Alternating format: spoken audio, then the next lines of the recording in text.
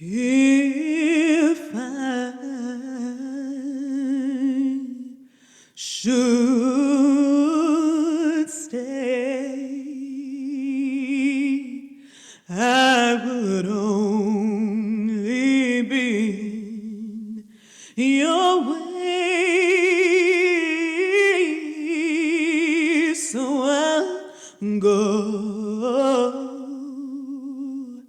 But I know I'll think of you every step of the way.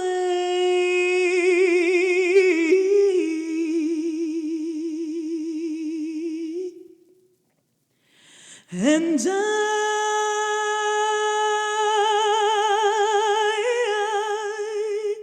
will always love you.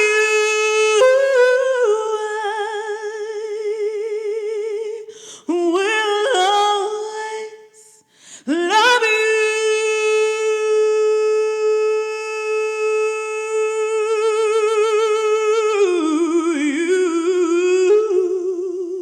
you, my darling, you.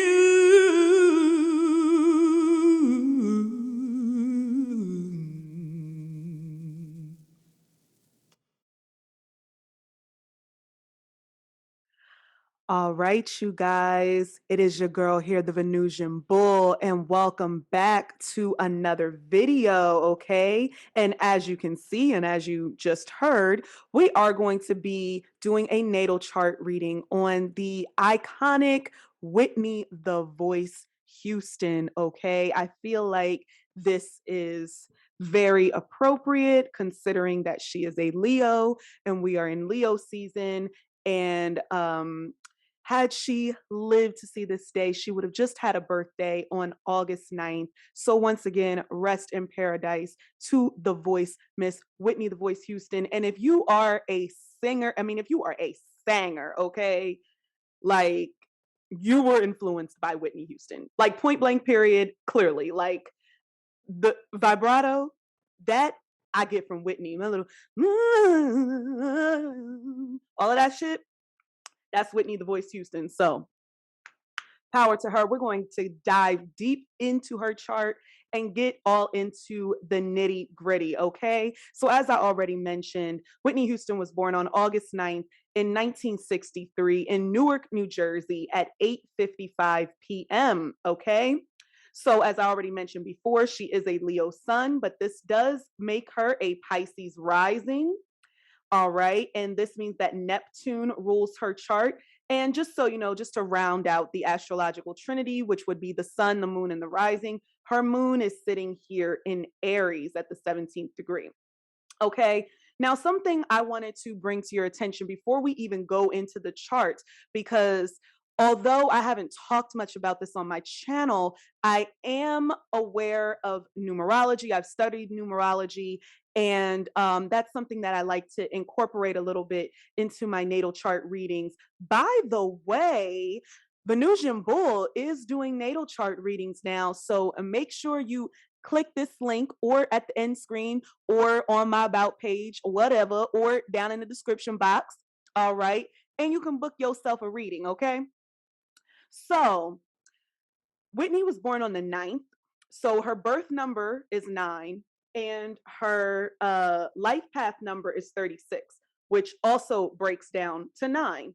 So I go off of Chaldean numerology, and 9, the number 9 does vibrate to Mars. So this would be, very aggressive energy, very assertive energy. This is action oriented energy, and also energy that's for combat, for fighting. You know what I'm saying? For either physically fighting or fighting for what's right or whatever. This isn't really an energy where you can really like relax.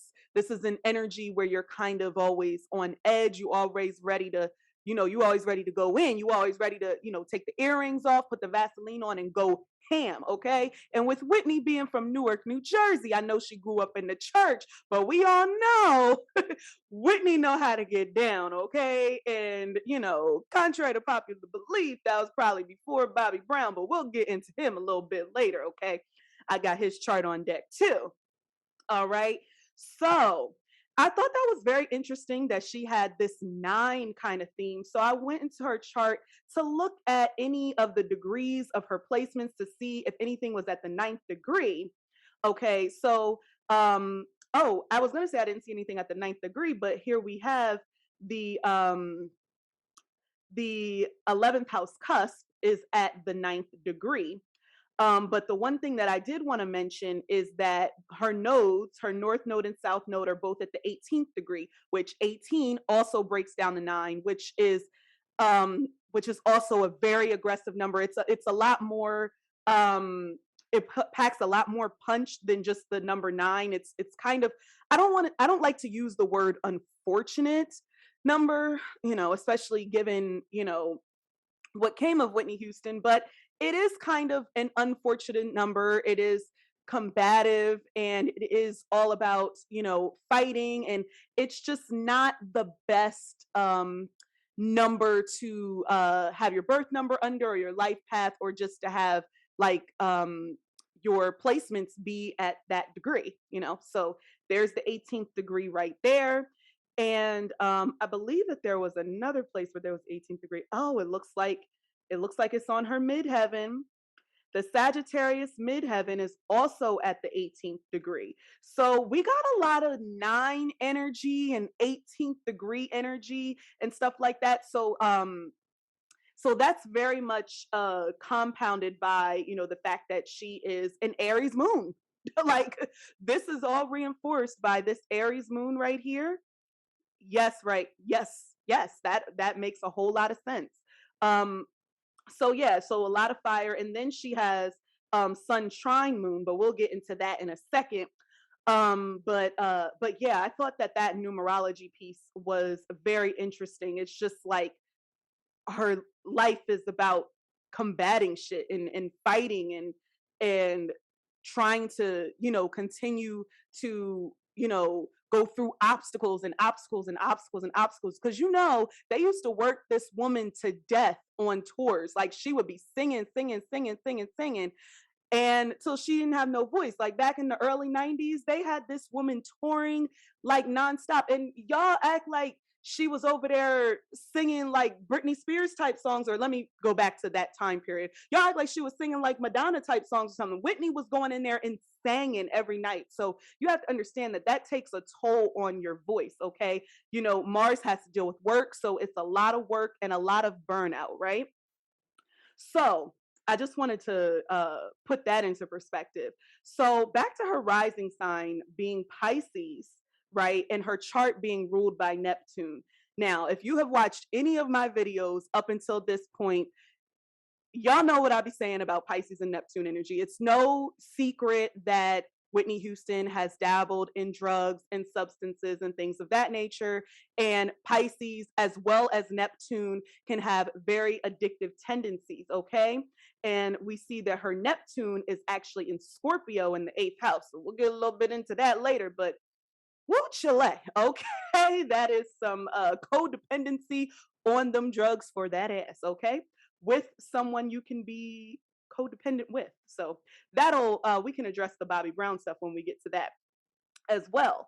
But with that Pisces rising, there is a pleasant, almost like quiet disposition about Whitney. Obviously, she's very musical. She's very multi-talented when it comes to singing, and I actually think that she was a rather pretty good actress, if I do say so myself. And she obviously excelled at music. She grew up singing in church, but and her mother was a singer. Her was Dionne Warwick her cousin or her aunt? I can't remember if Dionne Warwick is her cousin or her aunt. I do not have Wikipedia up now, and I'm not pulling it up. But we all know she related to Dionne Warwick in some way, shape, or form. She came from a musical family. The shit's in her DNA, okay? Like Whitney didn't need to know how to read music. She knows how to sing on key. She would go up there and sing her songs, and it's innate. It's innate for her. Like it's Pisces. Pisces is musical. Pisces is creative. Pisces is excels in the arts, excels in music, excels in anything where they're able to be creative. So it's not surprising to me that she has a Pisces rising and is ruled by Neptune. Music is second nature to her. Creating music is second nature to her. The way that it comes out of her voice. Speaking of her voice, we're gonna jump around a little bit. I don't want this to be like too structured because I really want to get into like the meat and potatoes of things, and to just kind of discuss different things about her chart. So when you're talking about the voice, you want to look at Venus. So look, she has Venus in Leo in the sixth house. So, that's singing for a living. That's singing on a regular basis. It's a part of your everyday routine, child. Okay, we are singing, singing, singing. All right. And it is conjunct her sun. So this music is a very much a part of her identity. You know what I'm saying? It's very much a part of her personality. It's very much a part of her ego. Singing, being an artist, music, creating, right? All right, so let's look at the aspects that Venus is making. One of the things that I noticed, I've looked at Whitney's chart before, but it's been a while. But she has Venus trine Jupiter, okay, in Aries. She also has Venus trine Moon in Aries. So specifically speaking about Venus trine Jupiter, and also, it's actually not in the second house, but this doesn't matter. Okay, so we all know that Jupiter expands things. Jupiter, makes things bigger, it makes things grander. So, what do you think that that would do for the voice? It makes it bigger. This is why she has this big old voice that projects, and she's able to sing without a microphone, and she has this very strong vibrato, and she can hold notes. Let's just say nobody ever listens to Whitney and be like, and says that she's quiet. I mean, obviously she's capable of dynamics and crescendo and decrescendo and, staccato and legato and all that type of stuff. But she is a loud singer projecting in terms of that. Okay. That's where I would say that I learned how to project my voice by listening to, Whitney sing, to be truthfully honest. So I think that that's amazing as an amazing aspect for the voice. Venus sextile Mars. Her Mars is in Libra. Again, Libra represents music. Okay. Libra represents the arts and things of that nature. So that also bodes well for her voice being superb, and her tone being so good as well. I think that that has a lot to do with the Venus trine Moon, because it rounds out that tone. It's very easy listening. It's very pleasant. Also, the Venus trine Jupiter makes it a very pleasant listening experience, right? Um, Okay, so now that we've gone through the positive aspects to Venus, because over time, Whitney's voice did not sound that great as her career went on, especially towards the latter years of her life. So she has Venus opposing Saturn, okay? So where is Saturn? Saturn is in Aquarius. So, first off, Saturn just limits things. Saturn puts limits on shit. And when you're talking about Saturn opposing Venus, it's literally putting limits on your voice. Okay. It is putting limits on your vocal cords and your ability to really be able to project. The last time I had really saw her sing, she was in the movie Sparkle in 2012, and she was singing His Eyes on the Sparrow, and she just like her tone wasn't even there, let alone the pitch and the notes. Like her tone wasn't even there. So that was definitely a deterioration. And Saturn is in the 12th house. So it's draining her. It like literally drowned her. and things like that. So that's, very unfortunate to see. And also, she has Venus square Neptune. Now, for someone that has Neptune ruling their chart and music is so beautiful and lovely and fabulous, when you have it squaring your Venus, that's not the serene type of aspect that you want to have with Neptune. But you know what that does do? It brings on the drugs. Yes, I cannot make this shit up, okay? Neptune deals with drugs, and her Neptune was in the eighth house. You know what I'm saying? So she's very private. She was very private and secretive about her drug use, didn't want to admit it. The infamous phrase, crack is whack. Whatever she said, she was like, I don't do crack, or crack is for poor people, or something like that. But she kind of sort of admitted to lacing her weed with cocaine. But that's going to be affecting the voice. Your addictive tendencies, Neptune right here, is affecting your voice that you need on a daily basis to, earn a living, because that was a part of her voice is her brand. That's her everything, right? And speaking of voice, you also want to look to the second house. While it is a little bit of, like, Aries does start the second house, but most of the second house is Taurus. So that means her second house is ruled by Venus, further reinforcing the fact of her having a very beautiful voice, beautiful tone. Taurus in and of itself has to deal with singing, has to deal with a beautiful voice. And of course, Venus being there, like, this is making money with your voice, like, literally. Sometimes astrology can be that literal. And she made a lot of money with her voice. I mean, she also made a lot of money for a lot of other people, but she made a lot of money with her voice, okay? So that's also something to look at there. So since we've kind of like dissected Venus on a vocal standpoint, let's dissect Venus on a relationship standpoint, okay? All right, so let's go back a little bit. All right, this Venus opposing Saturn, okay? That's not great for relationships, but I'd rather have an opposition um as opposed to a square. Now, this is obviously not synastry, but there is always going to be a push and pull with, the Venusian way of doing things that are pleasant, that are easy, that you like, and just things being, smooth sailing, with that Saturn that needs to work, that needs to be disciplined and stuff like that. So the relationships that she encountered, and we're not just going to act like Bobby Brown was the only relationship that she was in, but just in general with this placement, the relationships that you can be in, they can last, but they can be a lot of work. And ultimately, sometimes you can end up being around someone that you don't like, because that Venus opposition. And usually, when Venus is in opposition to an outer planet, it's the outer planet that kind of wins out. So it's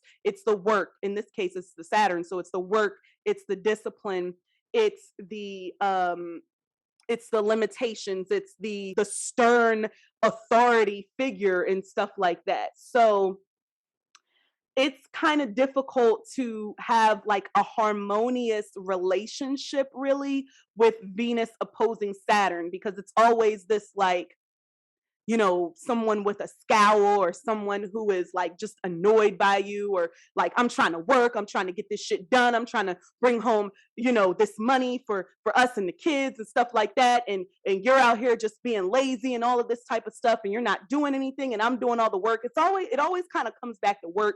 I'm doing everything. I have all of the burden all on my shoulders, and I'm trying to make this relationship work, and you're not making it work. So that is the vibe that I get with Venus opposing Saturn. And I I don't remember which movie. There's been so many movies about Whitney and Bobby, so to speak. But I think that Bobby, did he like steal some of Whitney's money or something? Because Venus represents money as well. So like, they were overspending and using a lot of money and things like that. um buying stuff that they couldn't afford, because I think when they first got married, Bobby had a lot of money, and then within a couple of years, he blew a lot of it. But Whitney was still making a lot of money. You know what I'm saying? She was doing the bodyguard and waiting to exhale and all of these things. So I think that her income and her money was really carrying the relationship. So I would argue that she felt that weight on her shoulders of trying to take care of that. Also, oh, I didn't even look at all of she has a lot of Venus aspects, with the exception of the sextile and the trine, and you could argue the conjunction to the sun. All of the other aspects. Oh, well, she does have Venus trine midheaven. Oh, that's nice. Venus trine midheaven, singing. That's what she's supposed to do for a career. That makes sense. It makes sense, and it's trine Sagittarius. Her Sagittarius midheaven, so that means traveling for singing and music. Okay, so I had to get that out of the way. But most of the other aspects are harsher aspects. But let me address the Venus aspects, the positive Venus aspects as it pertains to her relationship. Okay. So with Whitney having Venus trine Jupiter and the moon, when it comes to relationships, I would say typically, like, in the beginning, or even just in general, they're probably pretty easygoing. It's very jovial, it's very happy, especially with that Jupiter being there. It provides opportunities and expansion, and it's a comforting place. When you think about Venus trying the moon, it's comforting for her to be in a relationship. I would argue that Whitney probably didn't really prefer to be single. I think that she found a comfort and a home type of feeling internally with being in a relationship. And she has, Venus conjunct the sun. So, the sun represents your significant other. And for, women or people who identify as heterosexual cisgender women, the sun would represent your husband. So that also creates a very dynamic and kind of like, I don't want to say conjoined at the hip type of situation when it comes to your significant other, but this is very much, all, lovey dovey, like PDA type of thing. Like, you got your Venus conjunct sun, you want to be around your man. And it's in Leo, the sign of just all of this love and affection and exuberance and joyousness and all of that type of stuff. So let's just say your girl Whitney loves hard, okay? She loved hard, all right? And sometimes that can be a good thing, but sometimes Leo, it can, be the downfall. Let's see. I talked about, oh, well, with the Venus square Neptune in terms of her relationship, I mean, especially with Neptune being in the eighth house and it's in Scorpio, this is very much like doing kind of like undercover activities, occultish type of activities with your partner, keeping things beneath the surface. I guess they tried to keep the drugs and things like that beneath the surface for as long as they could. This aspect can also deal with lying and cheating and stealing. Remember, I said something about, I think Bobby was taking Whitney's money. The eighth house does represent other people's money and stuff like that, and inheritances and insurance and all of that jazz. But that Venus square Neptune, there is an initial like spiritual connection and like artistic connection, and like I feel you when it comes to relationships, but you know, it's very difficult to always, know what the other person is thinking. Like I said before, there can be a lot of idealism. There can be a lot of putting people up on a pedestal, a lot of blind spots, a lot of looking at relationships through rose-colored glasses, thinking that it's something better than what it is. And remember, your Venus is in Leo. Leo wants to love, and Neptune is in Scorpio, where Scorpio wants to love, but Scorpio is like, I will cut you if you betray my ass. Okay. So, this is a dark kind of energy for Venus, even though Venus and Neptune are kind of light energy. Well, Venus is Neptune has its issues a lot. But when you talk about, the addictive tendencies and just all of the hidden stuff that we probably like don't know about. Just as a side note, it's possible that Whitney maybe enjoyed role play during sex with Neptune there, and fantasy, like cod's play, is that what it's called? And things of that nature. Yeah, in a submissive kind of thing. But let's not think about that. But I just gotta lay it out. I just have to lay out how it could all manifest or whatever. All right. But I do remember that, and this doesn't necessarily have anything to do with Whitney, but I did read Bobby Brown's autobiography, and he mentioned that he had sex with a ghost. So I don't know if that happened with Whitney as well. He claims that he had sex with a ghost. I don't know if that happened with Whitney as well, but she does have Neptune in the eighth house. So, I mean, I wouldn't be surprised. So, yeah. So, just all in all, when it comes to the Venus stuff, it's just Whitney loves love and loves to be loved and will do anything for love. And sometimes that could be to her detriment. All righty then. Also, let's take a look at these nodes, okay? So she has her north node in Cancer in the fifth house, and then she has her south node in Capricorn in the 11th house, okay? So with that north node in Cancer in the fifth house, that is letting me know, particularly with the north node being in Cancer, that Whitney wanted to be a mother in this lifetime. Okay, that's what or that's what was destined for her, her purpose. She wanted to be a nurturer. This is what she needed to work towards, being a mother, a nurturer, a confidant, an intuitive, a creative, you know what I'm saying? Especially considering that it's in the fifth house and things like that. In this lifetime, she was supposed to put more emphasis on family than work, which would be the South Node in Capricorn. And I'm not sure if it really panned out that way. I would argue that Whitney probably wanted more children. And I'm not sure if she couldn't have any more children, that could actually be due to that South Node in Capricorn, if she had any fertility issues, because I do believe that she had a miscarriage before having Bobby Christina. So I do feel like Bobby Christina was like her, her blessing, and as unfortunate as it was that Bobby Christina was also sadly taken away from us, had that happened while Whitney was still alive, I just think that that would have broke her even more. But let's take a look at this. So the fifth house also rules children. So the fact that her north node is in Cancer in the fifth house, it's like, I'm supposed to be a mother. I'm meant to be a mother. I'm meant to have children. What went wrong? Why wasn't she able to have more children?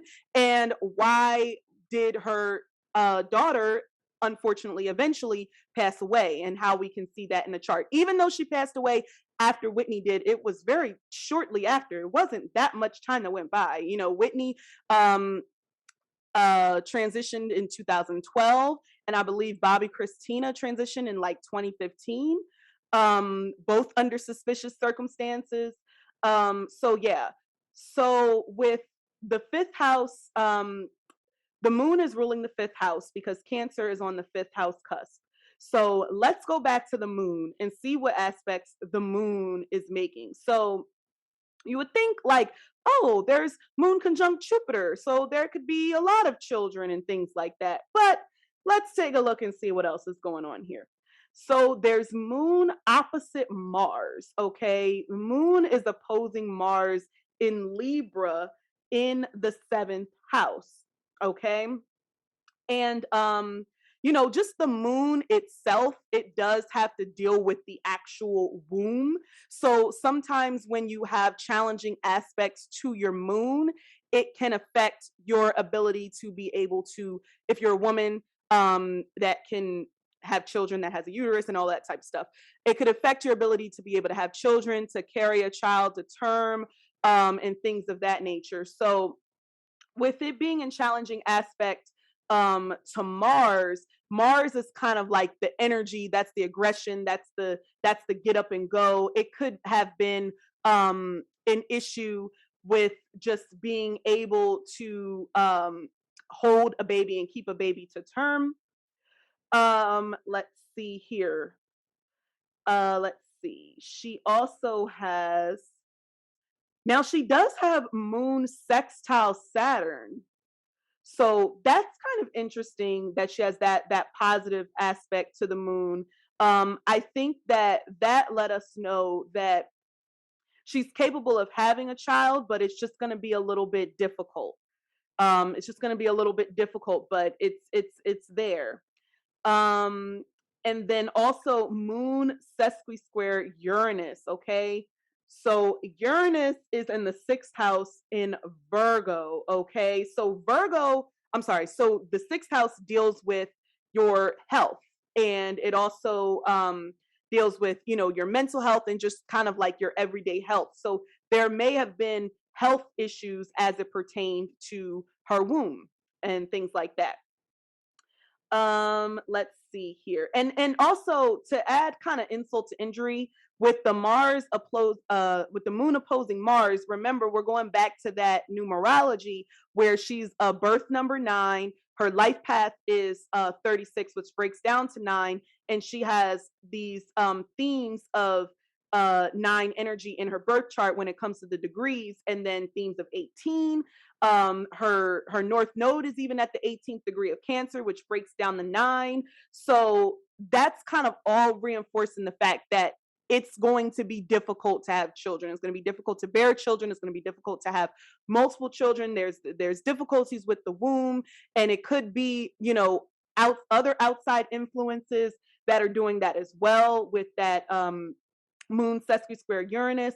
But it's not going to be easy to kind of achieve that north node life. Like, I would say that Whitney probably, even though it really was in her destiny to be a singer, I mean, I think it was just so innate for her. It really was. But and also, the fifth house is the entertainer house. It's the creative house. It is for the famous and the entertainers. So it makes sense that she did become an entertainer.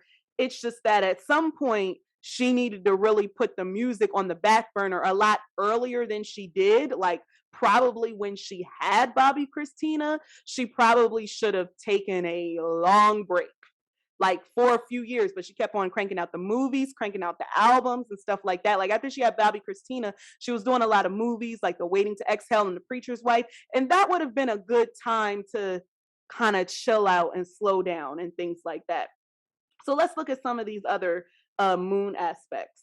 Okay, so there it is right there. The moon is squaring the nodes. Okay, you can't get any more direct than this. The moon is like, no, no, no kids, no kids. And it's kind of like a miracle that she was able to have kids. I mean, I say that sextile to Saturn, and I would also say the moon conjunct Jupiter kind of was her saving grace in terms of being able to have children. But you can't, it doesn't show it on here, I don't know why, but the moon is squaring both of the nodes. So this kind of wanting to be a mother thing was difficult, and wanting to be this nurturer, and it was also difficult because she had to work. She was, the primary caregiver, like, and also everybody in her family was held up for money. You see how they're still trying to, come out with, different specials and holograms and stuff like that so they can make money off of Whitney's legacy. Okay, we'll get to that family part later, cuz girl, all right? And speaking of family, that I see that fourth house cusp is at the 18th degree. All right, again, can't make this shit up. All right, so yeah, so it's squaring the nodes, but the moon was trying to MC just like Venus is, so that constitutes the music career and everything like that. But yeah, it was difficult for Whitney to really be this mother and this nurturer that I truly believed that she wanted to be. And I would argue at a certain point, probably sometime in the 90s, that she probably contemplated like retiring. like not doing music anymore. I think that that's something that she contemplated. I can't recall if this was something that was discussed in any of her documentaries and movies and things like that, but I think that that's something that she may have contemplated. Okay. So let's take a look at that fourth house, okay? Because since Whitney's death, the family has just been, been all over the place, okay? So first off, she has Gemini on the fourth house cusp. I mean, enough said, right? And it is intercepted by Cancer. So the moon also rules the fourth house as well as Mercury. Okay. So I think this also points to having, family members who are also musicians and singers and artists and things like that. It's like, it's multiples of that. It's not just you, it's multiples. Gemini always brings out the twins and the triplets and the quadruplets of things, and things of that nature. So, you have that. Since Mercury is ruling the fourth house, Mercury is in her seventh house in Virgo. So the seventh house has to deal with others. The seventh house deals with partnerships and relationships of all kinds. Okay. So this is also dealing with relationships with your family, and Mercury is conjunct Pluto, you guys.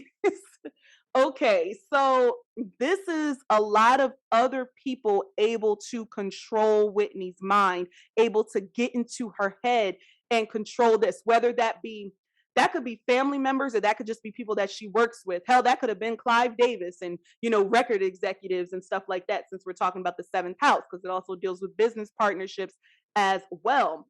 But since Mercury rules the fourth house, this also deals with her family. So there's a lot of manipulation when we're talking about this Mercury conjunct Pluto aspect, and it can be like the actual person with this natal placement that has that ability to be manipulative and to control people's minds. But because this is in the seventh house, this is definitely something that was being projected outward. So I personally feel like intuitively she was continuing to be around people like this, people who were trying to control her and suck her dry, basically.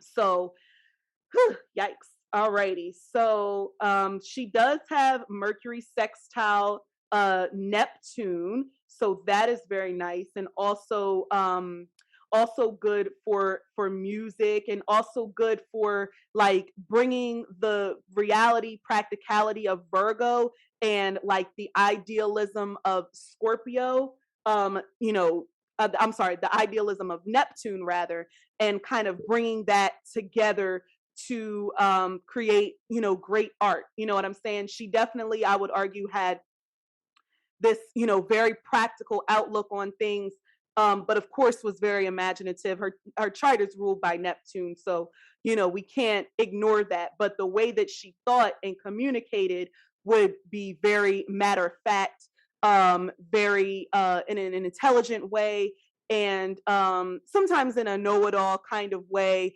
or in a very critical kind of way, with Mercury being in Virgo. So that Neptune being there kind of softened that energy. So she also has Mercury conjunct Uranus. Okay. Okay. All right. So this is also like, this is very unpredictable type of energy. Okay. You kind of don't know what this is going to bring. This energy is going to bring. So it's like you kind of always have to be prepared. And these energies are both kind of dealing with the mind. It's just Uranus is just on a little bit of a higher plane, a higher mental plane than Mercury is, but it can be very erratic thoughts, very erratic thoughts. And with Uranus being in the sixth house instead of in the seventh house, like her Mercury is, I think that I would argue that this was a little bit more internal. However, the Uranus is in the sixth house of work. So I would argue that it probably did affect her with work and everyday, like business dealings and things of that nature. So, very up and down moods, like I can't take it anymore, to I love this, and, all of this type of stuff. Very, drastic. very unpredictable type of communication style. You probably, like, if people knew Whitney, they may not know what Whitney they're going to get that day. You know what I'm saying? For those people. So let's see what else. Mercury is in opposition to Chiron. Mercury's in opposition to Chiron and the ascendant, and it squares the midheaven. So I'm going to go back to Chiron and the ascendant, but with Mercury squaring the midheaven, that further reinforces to me the issue with people trying to control her that have an authority over her, because um, the midheaven does represent the career and everything like that, but it's also like the 10th house that represents, Capricorn, and it deals with authority. So I could see how, you're going to be a big star, but you have to do everything we say. You have to do all of these shows. And, I'm telling you, you have to do this and you have to do this and you have to do that. And I don't really care how your voice is. You're going to do all these shows because you owe us all this money, so this is a lot of, like, to me, an overexertion and, control over um kind of how she thought, how she had to speak to people, because you have to also remember that earlier in Whitney's career, like, she wasn't as outspoken as she became later in her career. Like, she had her PR game down pat. She was very, I would say, I guess the right word is respectable, and that has a lot to deal with the positive Venus aspects that she has as well, and just, very charming, you know what I'm saying? And I think that they took advantage of that, like, you know, took advantage of her kindness and her niceness over time, these record executives or people who were in some type of authority. All right, so with Mercury opposing Chiron, and remember, Mercury is ruling the fourth house. It also rules a little bit of the third house. So that has to deal with siblings, and Mercury represents siblings as well. So there may be issues with the siblings, with it being opposite Chiron and opposite the ascendant, especially, as it pertains to how they see you, or not being able to see the real you. And as far as Chiron being there, Chiron is the wounded healer, but it also deals with where you're the exception. So I could even argue that there were some members of her family that were jealous of her, especially her siblings. And I would include in laws in this as well. So, yes, so we can go with that. All right. So, very, very, very interesting stuff when it comes to the Mercury. And I did go over the moon. So let's take a look at her sun aspects, because she has the sun in Leo. It's trine the moon, as I mentioned before, which is great for going after what you want and for accomplishing it. And this is, her sun is in the sixth house, the moon is in the first house.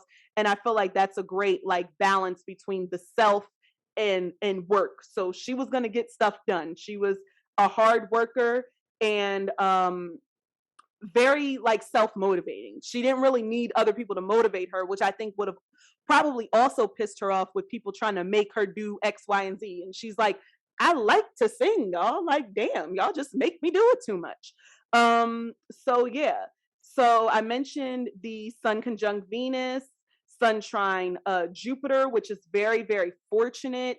I would say that's also a big reason why she became famous and world renowned, and, like, known as the voice, you know what I'm saying? Like, one of the biggest stars, in the world. And, the sun is in Leo. So the Leo represents the star, represents the entertainer, right?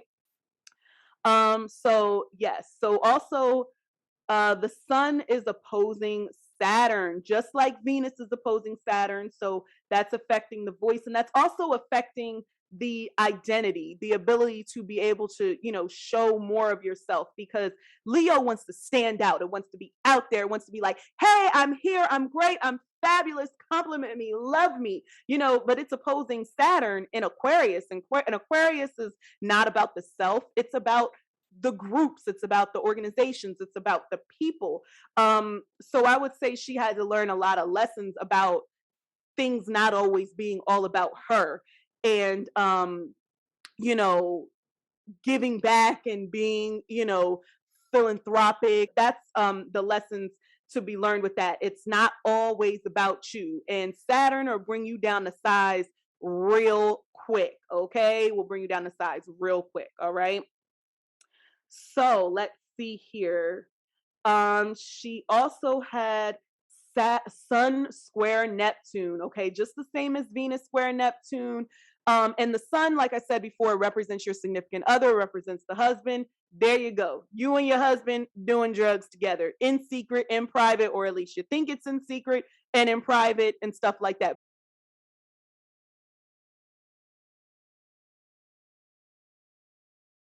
But then y'all actually like wanted to have a reality show and stuff like that. So but I think there was a lot that was private about this relationship. So even though we think that there's like so much stuff that was made public about their relationship, I still think that there was a lot of private things about their relationship that they didn't share. But the Sun conjunct Venus, that's her wanting to put her relationship out there. And also she has a packed seventh house. She has Mars in Libra.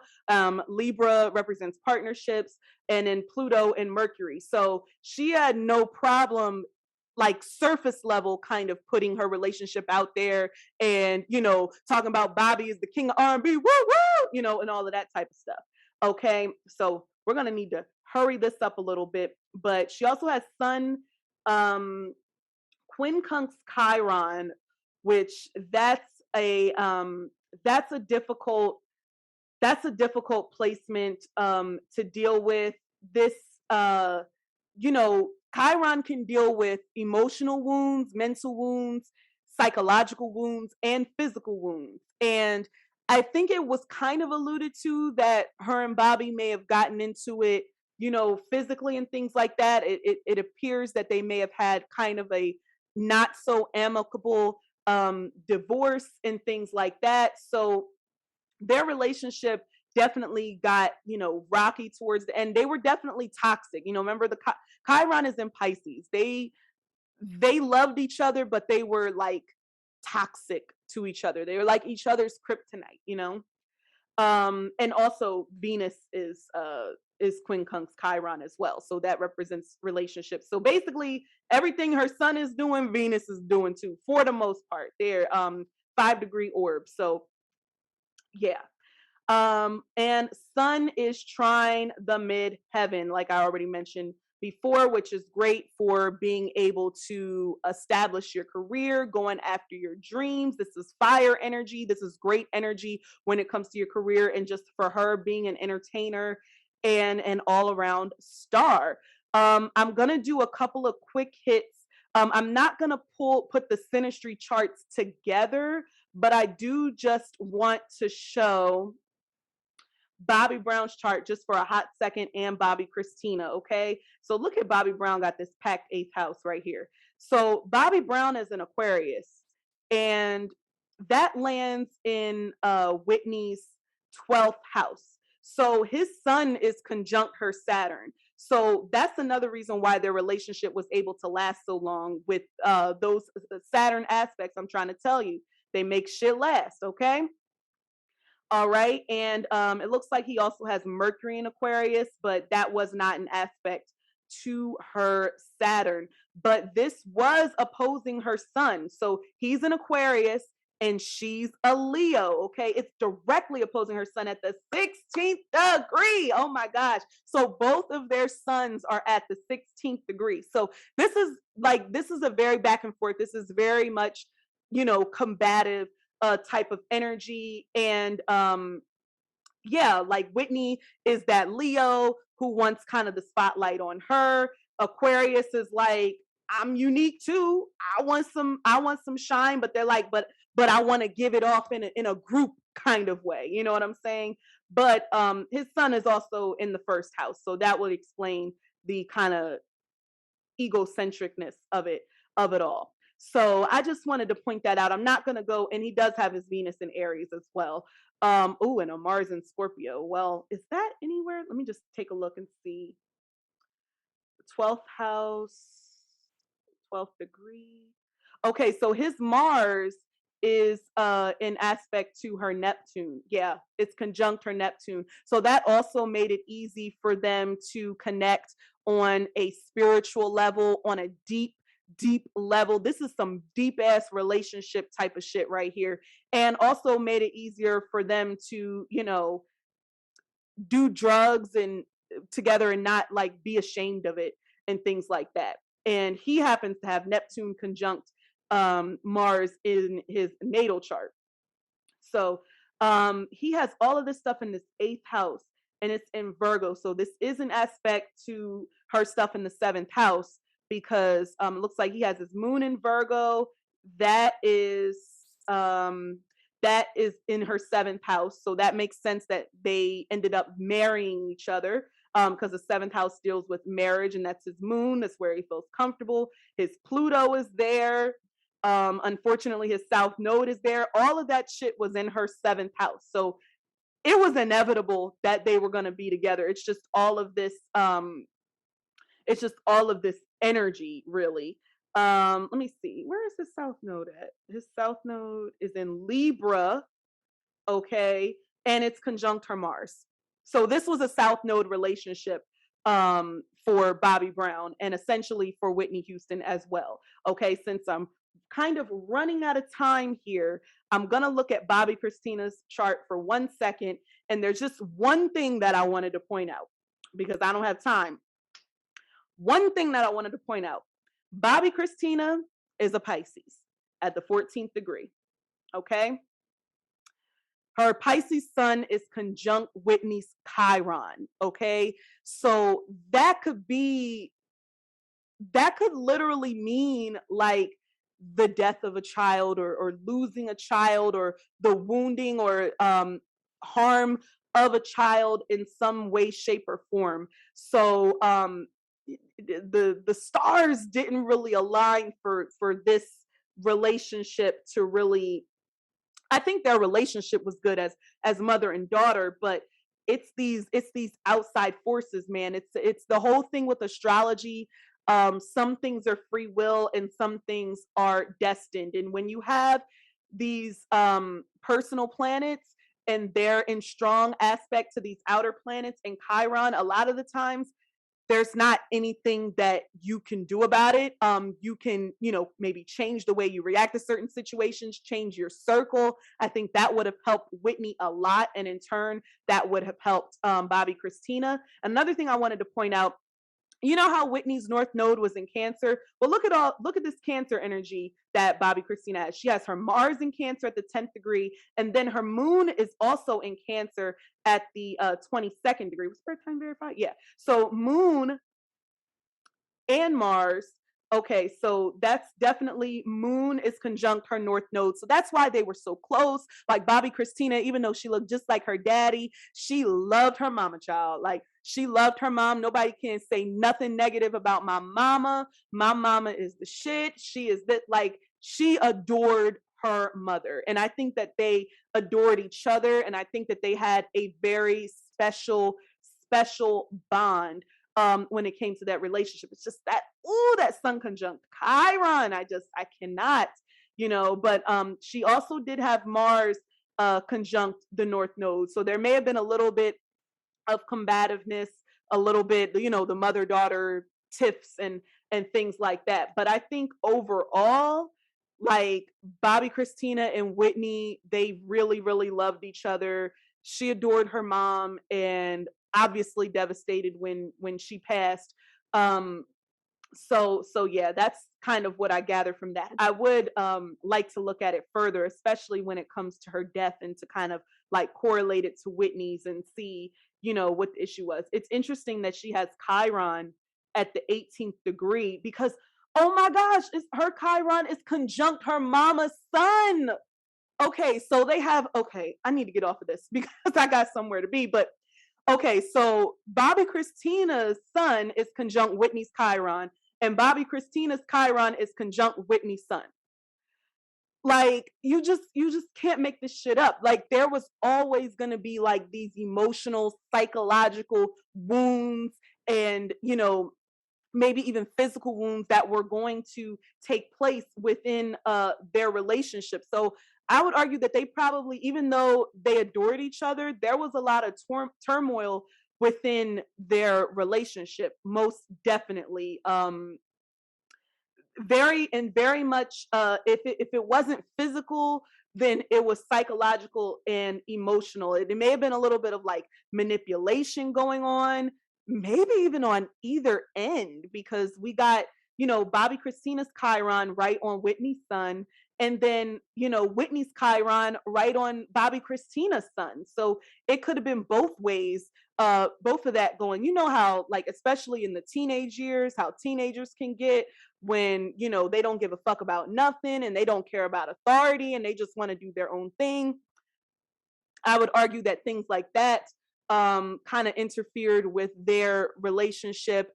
And if I am not mistaken, I think Bobby Christina might have been dating that man who is allegedly suspected, allegedly to have been involved, allegedly, in both Whitney's and Bobby Christina's deaths. Allegedly. So that's Chiron in the worst way. That's all I got to say about that. All right, I have one more quick hit in regards to Whitney's Chiron in Pisces in the first house, okay? And it's very interesting that Neptune rules her chart. Her rising sign is Pisces, and that's also where her Chiron is. And Neptune also happens to be in the 8th house, which in Scorpio, which is the house of death, actually, and regeneration. And Chiron, although it could be where you're the exception, I also kind of feel like it could be where it's your downfall. And the story of her death, allegedly, is that, she overdosed and drowned in the tub. So, I mean, Pisces represents water. It represents drowning. I mean, sometimes it just be that literal. And Neptune rules the chart. Neptune is in Scorpio in the 8th house, and that represents death. So sometimes you can see, and I don't like to, promote this and things like that, but you can see how a person is going to, pass away with information like that. And I just wanted to do a quick hit on Bobby Christina's chart because hers is similar, but she's a Gemini rising at the 29th degree. So Mercury rules her chart. And it looks like, oh my gosh, you can't make this shit up. Bobby Christina also has Mercury in Pisces. Okay. So, and it's in her 10th house, which means that her, in her case, the death can be very public. This doesn't necessarily, Mercury in the 10th doesn't necessarily equate to death per se, but the fact that it's in the 10th house is quite telling in that it's in Pisces, because it's alleged that she, also drowned and there were drugs involved and things like that. There's a lot of parallels to Whitney's and Bobby Christina's chart that I didn't get into because I wanted to really focus on Whitney's chart. I see that Bobby Christina also has a T-square. She has, or actually, I think it's a grand cross. She has Venus in Aries, Neptune in Capricorn, Moon in Cancer, and Jupiter in Libra. It's a cardinal T-square. So that's something that's very difficult to live with. It affects the mother. It affects expanding and growth. It affects your spirituality and things like that when it comes to Neptune and, your idealism. And then, Venus is there. So it's affecting your relationship. So Bobby Christina kind of had it bad. Like that grand cross alone, that's not even, that doesn't even include the Mercury, but that could be death. And her Neptune is in the 8th house, like her mama's. So that's kind of like the death aspect, that grand cross. I'm not saying in general it is, but for her, given that Neptune is in the 8th house, it makes sense. But we didn't come on here to talk about Bobby Christina. I was supposed to be talking about Whitney, but I just had to point that out. So just to see, like, those parallels are so fucking eerie to me. So I just had to point that out with the Chiron and just, Whitney dying and drowning in a tub, and the Chiron's in Pisces, her rising sign is Pisces, her chart is ruled by Neptune. Neptune is in a water sign in Scorpio in the 8th house. So yeah, all of that kind of like compounded on to one after the other, and things like that. Neptune being square Venus and the sun definitely made that shit public, because her sun and Venus are in Leo. So it was a very infamous, like tragic type of death, heard around the world, that everybody knew about. So yeah, I just had to give my 2 cents on that.